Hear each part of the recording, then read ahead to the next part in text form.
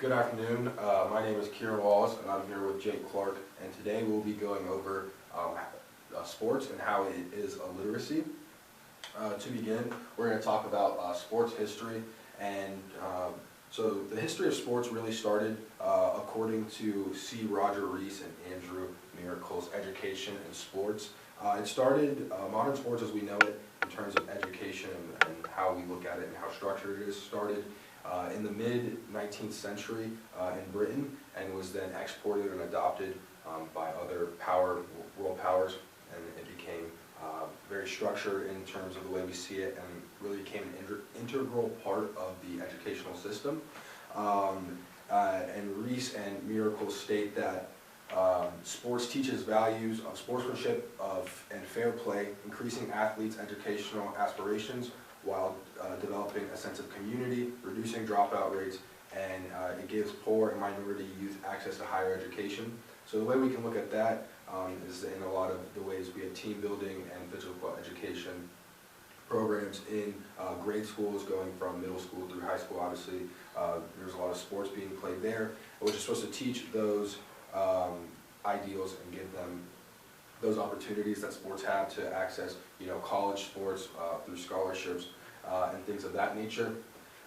And then also with coaching, coaching plays a huge role in the history of sports. Obviously, such as a teacher in a conventional classroom, help move ideas and pass ideas on to the next generation. The coaches do the same as coaching evolves and teams change schemes and focus on different aspects, and all of those things are happening. The coaches are still passing on the same ideals that the educational systems are trying to promote.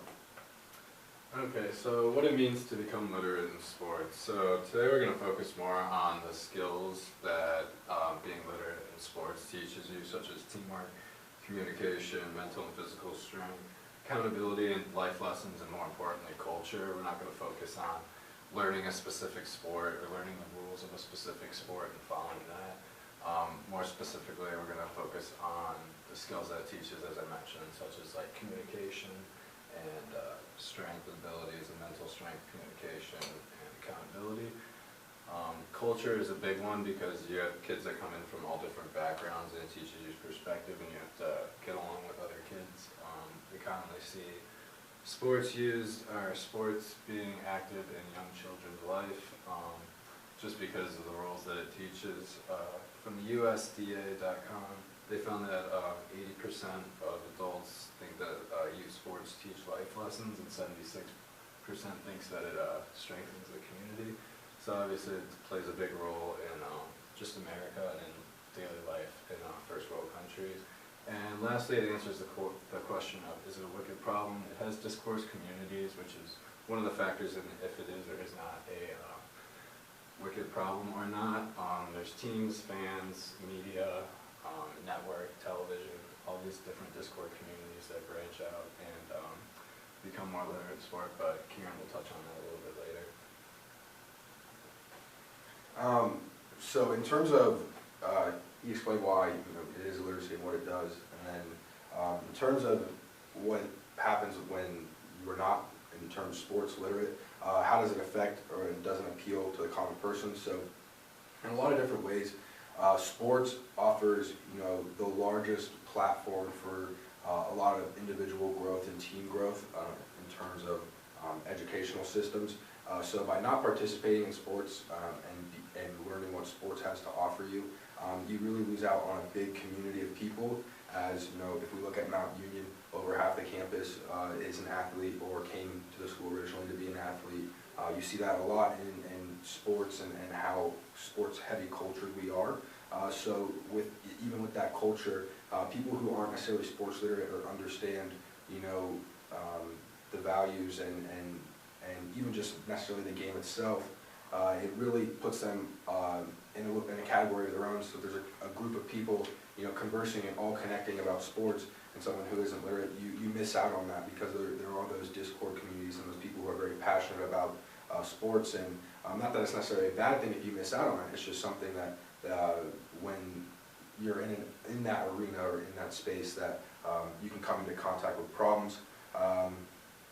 And really just people, like I said, not that sports doesn't have it's not necessarily better than like your other clubs and organizations like that, but it offers, from even at such a young age, the biggest opportunity to grow and have that success. So what is the question that we have to answer, and why sports is such an important role in sports literacy and why it plays a big role in our lives?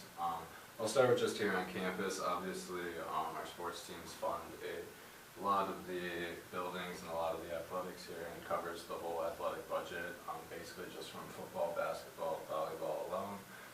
Other than that, there's a quote from our Mount Union football website that class of 2018 had 120 freshman football players, which if you take that and you add the average amount of freshman athletes from other sports, about 40 to 60% of our campus come into Mount Union as athletes.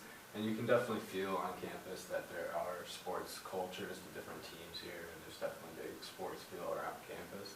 So, and other than that, we have a sports business program that Kieran and I are both going to be soon graduates of, and we are ranked top 5 in Ohio, we're ranked top 20 nationally, and that comes from just how good our professors are here on campus, and it's a very big program here on campus. And then secondly, I'll go into the function of sports in today's society. As you see here, I have an image of a monopoly board. Sports are the only legal monopoly in America and worldwide. What I mean by that is that they're all technically listed as nonprofits because all the money that they make goes back into their players and back into their buildings and such. And they donate to charities and whatnot, but we all know that they technically make billions of dollars, and it's a billion-dollar industry. And the only way that the sports world could function the way that it does is if it was a legalized monopoly, and we see how big of how important it is in today's society and how big of a role it plays in a lot of people's lives. So they allow it. And then lastly, as I mentioned earlier, there's Discord communities throughout the world and throughout different communities and cultures, just based off their sports teams. So go ahead. And really finalizing, the sports literacy aspect, or the fact that sports in and of itself and the literacy that comes behind it has wicked problems, which are problems that necessarily don't have one finite answer and probably will never have a finite answer. And I put a few of them on the board. They are: how should athletes use their platforms? Should college athletes be paid? And should we gamble on sports? And these are some of, even in the last 6 months to even a couple weeks ago, these are still problems that people talk about on a day-in, day-out basis. If you look with like how athletes should use their problems, the NFL kneeling incident that was happening a couple seasons ago, I mean, that broke through just sports news and went into the national news. It was on all, it was, the talk of the country for quite some time.